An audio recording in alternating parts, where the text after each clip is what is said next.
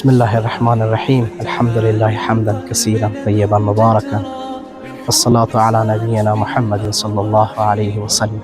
اما بعد، این جانب مولای عبدالحمید فرزند حاجی سید حبیب الرحمن از ولایت هرات ولسوالی زندجان قریه شکیبان تشریف آوری شما برادران بنیاد خیریه سید ابو عبدالله مختار و دارالعلوم سید الشهدا حضرت حمزه رضی الله تعالی عنه تشریف آوری شما را خیر مقدم عرض می داریم.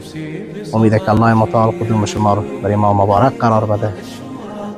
خداوند رونق بر امورات کاری مدرسه الله متعال عنایت بفرمایه و همچنان جهان سپاس از جناب حاجی مولوی سید شرف الدین قدوم مبارک خود به مدرسه ما گذاشتن. واقعا ما خوشحال شدیم. جهان سپاس.